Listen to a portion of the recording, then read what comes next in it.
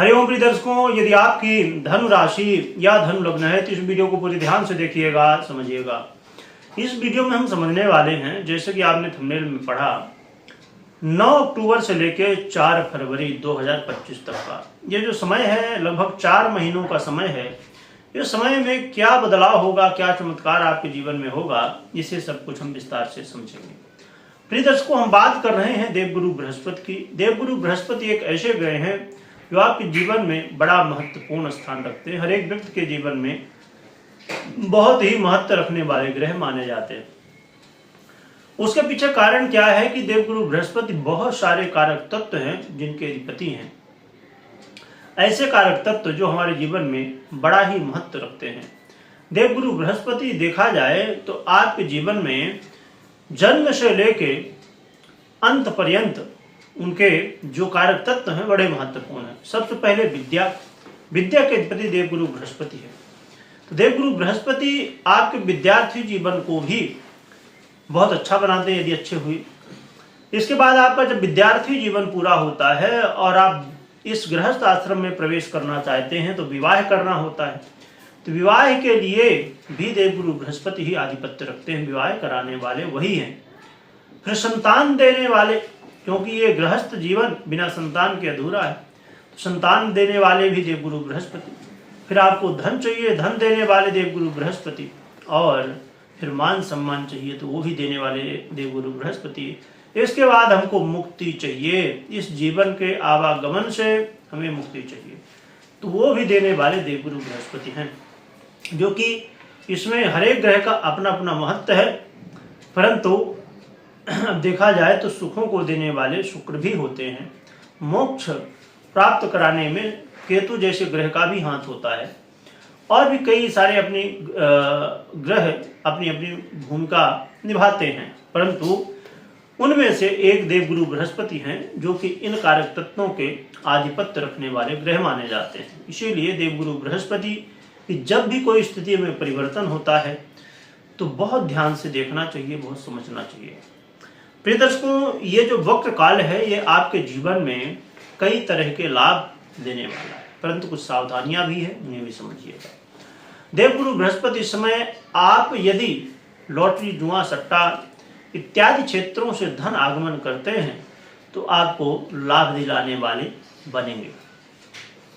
संतान की प्लानिंग यदि आप कर रहे थे, संतान की प्राप्ति के लिए प्रयासरत थे, बहुत सारे आप उपाय कर रहे थे, बहुत सारे आप डॉक्टरी सलाह है, आयुर्वेदिक सलाह है, हर एक क्षेत्र से आप प्रयास कर रहे थे, हर एक कोशिश आप कर रहे थे, परंतु उसमें समस्याएं, कुछ न कुछ बाधाएं आती थी, आपको सफलता ही नहीं मिल रही थी। तो ये जो समय है वक्रकाल देवगुरु बृहस्पति का, तो संतान प्राप्ति के लिए सहयोगी होगा।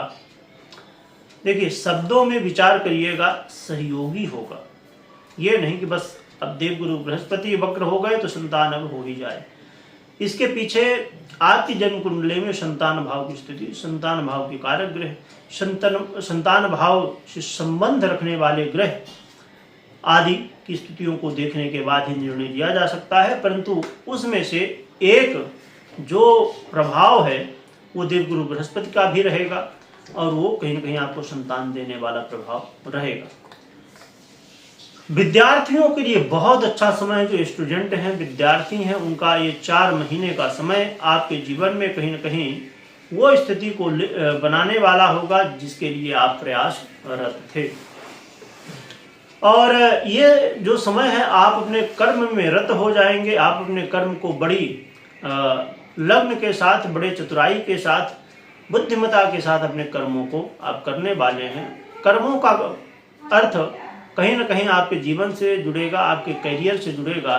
तो आप अपने करियर में भी, अपने कार्य क्षेत्र में भी काफ़ी अच्छी स्थितियों को प्राप्त कर सकेंगे, यानी कि सफलताएं प्राप्त हो सकेंगी।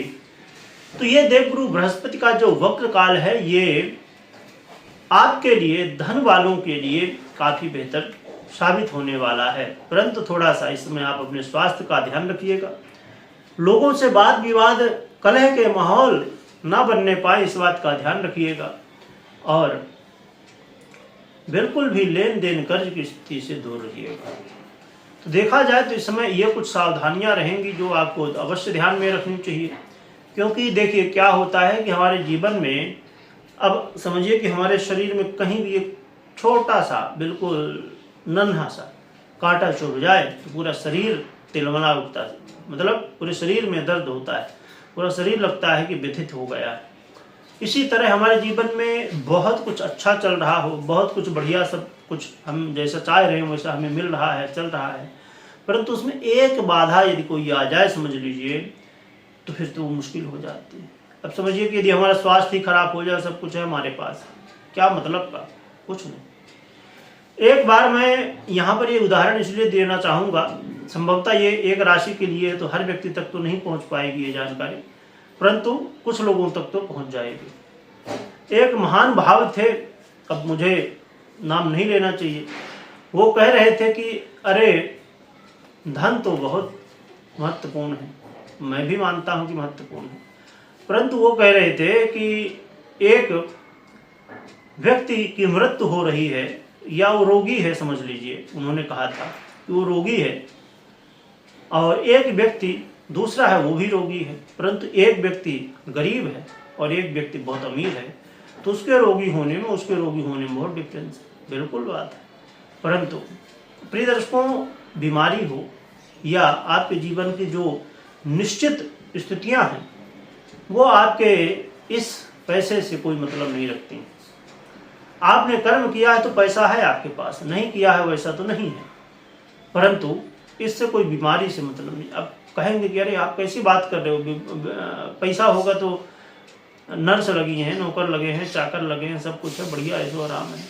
अरे नौकर चाकर लगे तो क्या करेंगे, आपको खिलाएंगे, आपको दवाई देंगे, यही करेंगे ना, आपकी बीमारी तो खत्म नहीं करेंगे।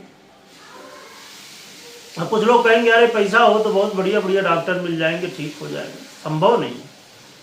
प्रिय दर्शकों, आपके जीवन की जो स्थितियां हैं आपके कर्म के अनुसार हैं, और जो कर्म आपने किया है उसे कोई भी नहीं दूर कर सकता है।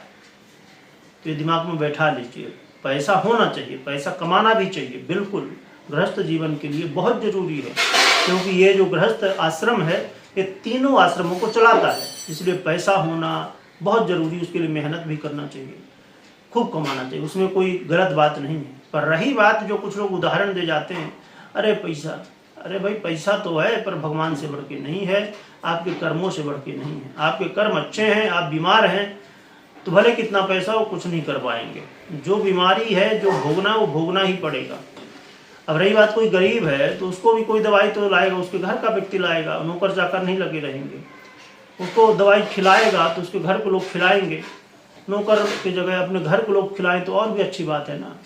जो भैया अमीर है, बहुत पैसा भरा है, तो उसको टाइम है नहीं घर के लोगों को पैसा कमाने से, हैं तो वो दवाई कहाँ खिलाएंगे, कहाँ आपको सहयोग करेंगे। तो उससे अच्छा तो गरीब है कि उसके घर के लोग कम से कम उसको सपोर्ट कर रहे हैं। तो अब रही बात इसके जब गहराई में जाए तो दोनों चीज़ें सब अलग अलग स्थितियों में भी होती हैं, पर उनका उदाहरण जो था तो मैंने यहाँ पर उदाहरण इसलिए दिया कि कुछ लोग इससे भ्रमित हो जाएंगे, अरे हमारे पैसा नहीं।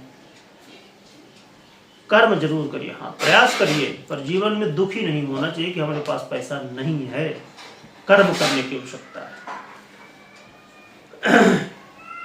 और रही बात कि आपको उपाय क्या करना चाहिए, तो उपाय के रूप में आप भगवान नारायण की आराधना करिए, नित्य प्रति मंदिर जाने की कोशिश करिए, बड़ों का आशीर्वाद लीजिए, यही उपाय आपके लिए श्रेष्ठ रहेगा। कोई भी महत्वपूर्ण निर्णय ले रहे हैं तो सबसे पहले अपनी पर्सनल जन्म कुंडली का विश्लेषण करवाइए, इसके बाद निर्णय लीजिएगा। वीडियो देखने के लिए बहुत बहुत धन्यवाद।